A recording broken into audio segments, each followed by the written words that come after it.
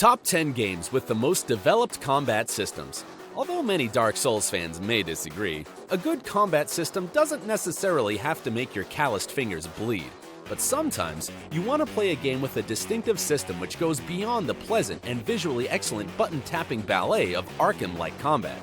For that, we have compiled our list of top 10 games with the most developed combat systems. Let's dive in. Number 10. Metal Gear Rising: Revengeance. Produced by the creators of Nier Automata, Metal Gear Rising: Revengeance had a perfectly functional core combat system. But what gets it the spot on this list is the Blade Mode, aka Cut Everything, aka Oh dear lord, so detailed! If something is a discrete model, then there is a 95% chance you'll be able to cut it to tiny pieces. You control the angle in 360 degrees, as well as the direction. If you're determined enough, you can cut a watermelon into party-appropriate pieces. The game launched in 2013, and it remains the only game with that level of slashing detail. We do have dismemberment in many other positions, of course, but nothing near the free form of Revengeance. Number 9. Dark Messiah of Might and Magic. Dark Messiah is a spin-off from the Might and Magic series, a first-person perspective shooter/slasher with deliciously meaty combat, and its systems were full of kinetic joy. If you pick melee combat as your focus, you'll find yourself hacking orcs to pieces with swords, whacking them around with staves. Every hit and every parry feels like it has proper weight behind it. If that wasn't enough to provide a nice immersion, you quickly discover the joys of ragdolling enemies with well-aimed kicks, swinging chandeliers, or falling barrels. If you're lucky and plan well enough, you'll impale your foes on spikes abundant in the game's environments. Number 8. Mount & Blade: Warband. Mount & Blade Warband makes the list because of its massive variety of melee weapons, each with their own stats, such as reach, speed rating, damage values for all of the available attack types. Some weapons have different models. For example, you can use a bastard sword one-handed or two-handed, or special properties like punching through blocks. You use mouse movement to control the type of attack, as well as to parry. Momentum has importance too, especially if you grab a lance and choose to kill someone from horseback. All this makes battles in Mount & Blade Warband a ton of fun, and every weapon available feels unique. Number 7. Star Wars: Jedi Knight Series. Yeah, we had the Force Unleashed games, which made lightsaber combat look cool, but it never managed to make it feel cool. This is where the Jedi Knight games come in. Running around, slashing foes, directing attacks with subtle movements of your mouse buttons, and predetermined maneuvers is a blast, especially with Raven Software's Dismemberment engine. Jedi Academy added dual lightsabers and Darth Maul-like staves, each with unique movesets and different input. This means every style change comes with something new to learn. Buff it all up with certain acrobatics, and the Force Unleashed can hide. Number 6. Devil May Cry 3 and 4.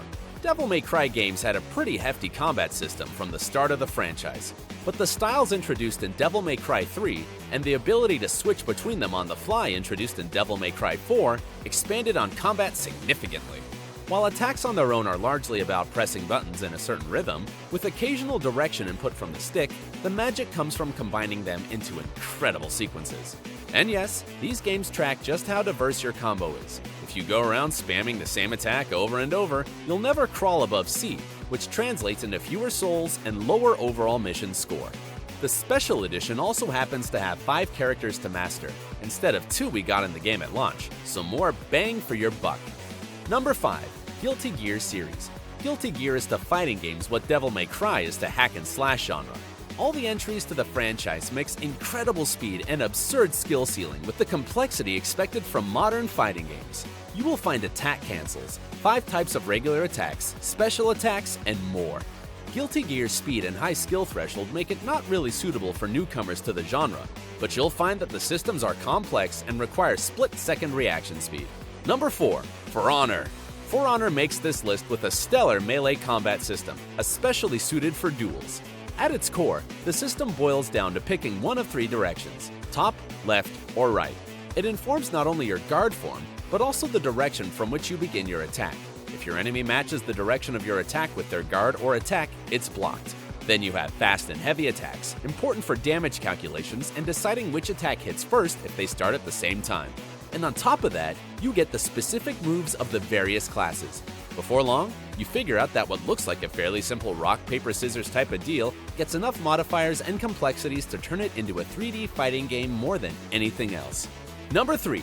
Tekken series. The newest entries to the Tekken series happen to be pretty darn nifty fighting games, perfecting the more than 20-year-old system and pushing it to the logical conclusion. This is what a long time of testing in Japanese arcades does to games, it seems. Tekken at its core is focused on controlling individual limbs, chaining attacks, and looking great while doing this. It's probably among the most smooth fighting games out there, system and animation-wise, with incredibly detailed hitboxes too. Tekken might not be the most complex of them all, but polish and cutting away things which do not work is also an important part of development, and Tekken is great at this. Number 2. Soulsborne series. Soulsborne games have become something of a measuring stick for many gamers. The games have a certainly demanding combat system, which is typically reasonably fair, but on the other hand, knows absolutely no mercy. The key to victory lies in managing your stamina, which is drained by attacks, dodging, and the like, and in learning your enemy's attack patterns and general behaviors. Working out the proper timing to attack, block, dodge will hopefully keep you beyond the striking range of your opponents. It's a game with a certainly very deliberate tempo, nothing like DMC's mad speed. The always present threat of violent death at the hands of every foe, and combat system unlike many we've seen before, makes the Soulsborne games a shining example of how to do combat in games. Number 1. Dragon's Dogma: Dark Arisen. Dragon's Dogma is a criminally underappreciated game. It blends some of the most distinctive features of other games to deliver something truly worthwhile. Perhaps the most distinctive feature, undoubtedly inspired by Shadow of the Colossus, is being able to climb massive monsters to deal damage much heavier than you would be able to from the ground. Each of Dragon Dogma's 9 vocations play differently, with a number of dedicated abilities and passive talents which can be shared across vocations. Pawns, the NPC you hire to help you in combat, make the encounter even more interesting. They are mostly independent from you, but it doesn't stop them from being helpful, healing you, stunning, or grappling the enemies, and so on. It works wonderfully, and even when you die horribly at the hands of bandits or huge monsters, you feel like you just died a heroic death. So, that's it for our list. Do you agree with our choices? Or are you a fan of a different combat system that we've omitted? Let us know in the comments, and don't forget to check back to our channel for more gaming inspiration.